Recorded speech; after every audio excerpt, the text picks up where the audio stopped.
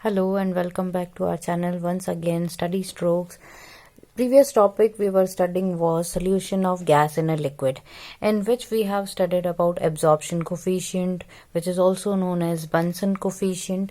Then we have studied about various factors which affect the solubility of gas in a liquid, in which we have studied first character was nature of gas, यानी gas जो है वो basically ionizable gas होनी चाहिए. If it get ionize easily then it will be more soluble in water. Then next we have studied, अगर हम लोग ionisable gases की बात करते हैं, यानी जितनी ज्यादा आयोनाइजेबल होगी उतनी ही ज्यादा वो लिक्विफाइबल गैस की तरह एक्ट करेगी. Then second characteristics we have studied was nature of solvent. Nature of solvent के अंदर हम लोगों ने देखा था there are two types of solvent. One is polar, another one is non-polar solvents. Polar solvents जो होंगे वो आयोनाइजेबल गैस को अपने अंदर डिसॉल्व कर पाएंगे. Non polar solvents non ionizable gases को अपने अंदर डिसॉल्व कर पाएंगे. So that's why we have written that like solvents will dissolve the like solute and vice versa. Third point we have studied was presence of another substance in solvent. Solvent यानी water. अगर water के अंदर कोई दूसरा substance साथ में mix है, that means वहां पर वाटर की कंसंट्रेशन यानी हमारे सॉल्वेंट की कंसंट्रेशन डिक्रीज हो जाती है, ड्यू टू विच वो गैसेस जो है उनको इतना ज्यादा सोल्यूबल नहीं बना पाता है. तो ये फैक्टर्स हम लोगों ने पढ़े थे. नेक्स्ट फैक्टर जो इसके अंदर आते हैं, another two important factors are, first one is temperature and second factor we will study will be pressure. So temperature की बात करते हैं तो whenever certain gases in the form of solute, अगर वो किसी भी सॉल्वेंट यानी वाटर के अंदर अगर डिसॉल्व होती है, देन इन दैट केस वहां पर सोल्यूशन बनता है एंड सोल्यूशन के साथ साथ में certain amount of heat is evolved.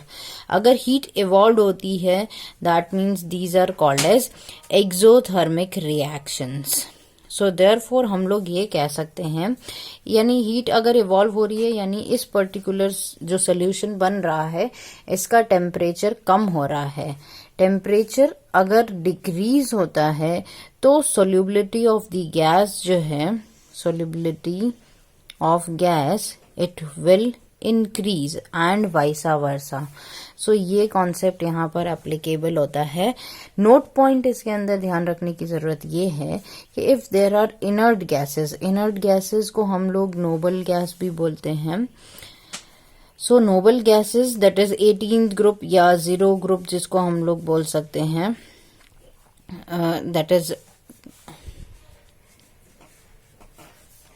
Helium, neon, argon, krypton, xenon और रेडॉन की बात हो रही है यहाँ पर. अगर ये सारी गैसेस प्रेजेंट होती है, इसको अगर हम लोग किसी सर्टेन लिक्विड के अंदर यानी सॉल्वेंट के अंदर अगर डिसॉल्व करते हैं, सो इनका टेम्परेचर बढ़ने के साथ साथ में सोल्यूबिलिटी बढ़ता जाता है. बिकॉज यहाँ पर टेम्परेचर जब बढ़ेगा तो इनके जो इनर्ट गैस कॉन्फ़िगरेशन के जो इलेक्ट्रॉन्स है दे विल जंप, उनको एनर्जी गेन होगी, they will jump up to the higher energy level and due to this वो डिसोसिएट होगी, अदरवाइज वो इनर्ट रहती है. सो जैसे ही टेम्परेचर बढ़ेगा इलेक्ट्रॉन्स जो है they will jump to the higher level, then there will be a increase और gain in energy. That is why solubility of gas increases. ये है टेम्परेचर फैक्टर. उसके बाद में नेक्स्ट हम लोगों को जो फैक्टर पढ़ना है that is pressure. So pressure की अगर हम लोग बात करते हैं, सो इफेक्ट ऑफ प्रेशर जो है it can be explained bye Henry's law. यहाँ पर हम लोग सबसे इम्पोर्टेंट इस चैप्टर का जो पार्ट है दैट इज हेनरीज लॉ वो पढ़ने जा रहे हैं. सो हेनरीज लॉ जो है उसके अंदर दो स्टेटमेंट्स दिए गए अलग अलग. First statement is Henrys first law जिसको हम लोग बोल सकते हैं, और हेनरीज सेकेंड लॉ. दो लॉज इसके अंदर आएंगे. सो फर्स्ट लॉ जो है वो ये बोलता है कि if there is any solute, अगर वो हम लोगों को अमाउंट ऑफ सोल्यूट, यहाँ पर क्योंकि हम लोग गैस की बात कर रहे हैं, सो amount of gas that means concentration बोल सकते हैं।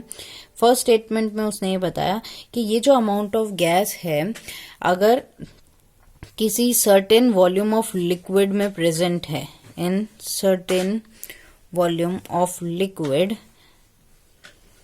Eight constant temperature, temperature constant रहना चाहिए क्योंकि हम लोगों ने देखा ऊपर टेम्परेचर अगर वेरिएट होगा तो सोल्यूबिलिटी अफेक्ट होगी, इसीलिए यहां पर हम लोग ये बोलते हैं कि amount of gas in certain volume of liquid at constant temperature is directly proportional to the pressure.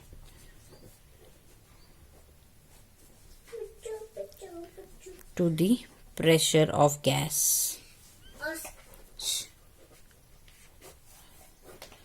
So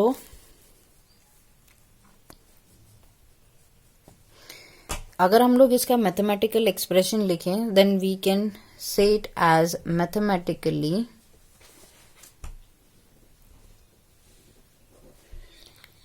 amount of gas यानी उसकी कंसंट्रेशन को हम लोग m मास से रिप्रेजेंट कर रहे हैं, it is directly proportional to the pressure, यानी प्रेशर अगर बढ़ेगा so amount of gas in a certain volume की जो सोल्यूबिलिटी है वो भी इंक्रीज होगी। प्रोपोर्शनलिटी हटाने पर there will be a constant, this constant is k, यहां पर हम लोग लिख रहे हैं this is Henry's constant where k is Henry's constant. अब हम लोग यहाँ पर क्योंकि मास की टर्म्स में बात नहीं करते, हम लोग मोल फ्रैक्शन की टर्म्स में बात करते हैं कि अगर सल्यूट और सॉल्वेंट को मिक्स किया जा रहा है then in that case mole fraction उनका कंसिडर किया जाता है, इसीलिए यहाँ पर हम लोग मास को इक्वल कंसिडर करते हैं to the mole fraction, therefore mole fraction is directly proportional to the pressure. और यहाँ पर अगर हम लोग प्रोपोर्शनलिटी कांस्टेंट का साइन हटाएं then it will be k dash, और के डैश क्या है हमारा प्रोपोर्शनलिटी कांस्टेंट।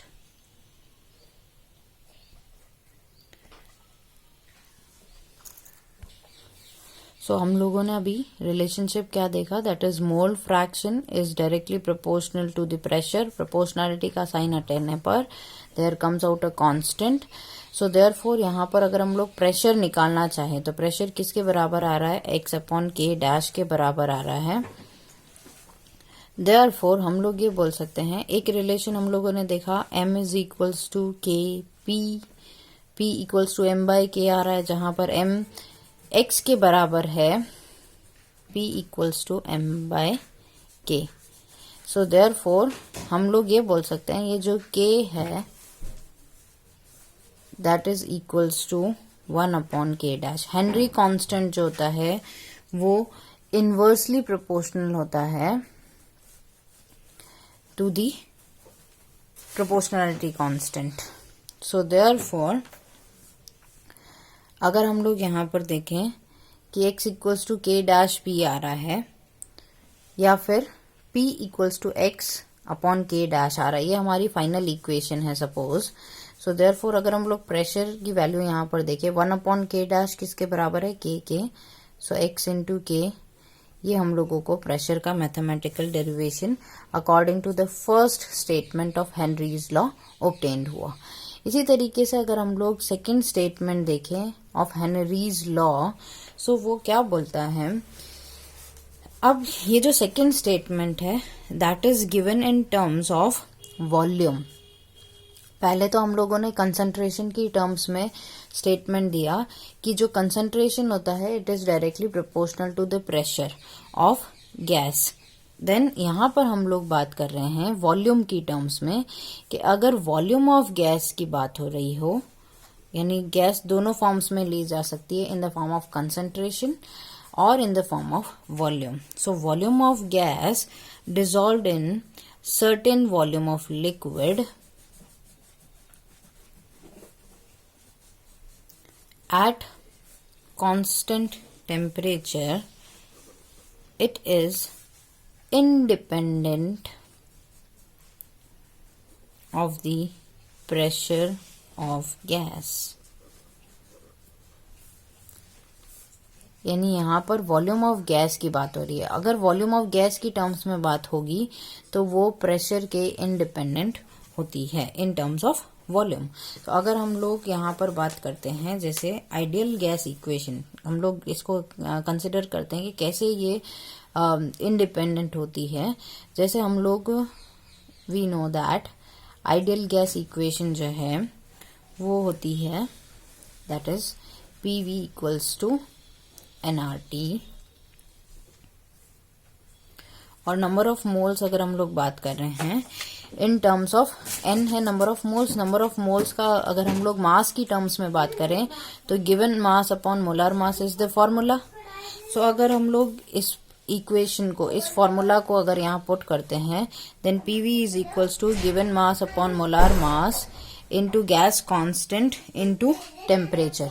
तो यहाँ से अगर हम लोग वॉल्यूम का फॉर्मूला निकालें तो वॉल्यूम का फॉर्मूला आता है given mass upon molar mass into gas equation multiplied by temperature divided by pressure. So therefore ये तो गैस इक्वेशन के अकॉर्डिंग होता है कि वॉल्यूम जो होता है it is inversely proportional to pressure. But according to Henry's law अगर हम लोग देखें तो हेनरीज लॉ ये बोलता है कि मास अपॉन प्रेशर कांस्टेंट के बराबर होता है। हम लोगों ने फॉर्मूला देखा था that is mass is equals to Kp। So mass upon pressure अगर यहाँ पर देखते हैं तो वो किसके बराबर आ रहा है, कांस्टेंट के बराबर आ रहा है। वो वॉल्यूम पर डिपेंड कहीं पर भी नहीं कर रहा है। दैट इज वाई हम लोगों ने सेकेंड स्टेटमेंट में देखा कि वॉल्यूम ऑफ गैस वो इंडिपेंडेंट होती है प्रेशर ऑफ गैस के। तो सारी चीजें कांस्टेंट है according to the Henry's law. हमारा R भी कांस्टेंट है, टेम्परेचर भी हम लोग फॉर्मूला में इसके अंदर लिखते हैं एक्सप्रेशन या स्टेटमेंट के अंदर कि टेम्परेचर भी हमारा कांस्टेंट है, R भी हमारा कांस्टेंट है, and even molar mass of any gas is also constant. तो सब कुछ कांस्टेंट है, इसीलिए इसके अंदर प्रेशर जो है वो इंडिपेंडेंट होता है to the volume of gas. So we can say that gas equation is constant, temperature is constant, molar mass is constant, सब कुछ constant है इसके अंदर। m by p is a constant, ये m by p है, ये constant है, r constant है, t constant है, molar mass constant होगा किसी गैस का। so therefore ultimately volume भी constant होगा। ये सेकेंड लॉ बोलता है हेनरीज का। Further, we will continue in another video.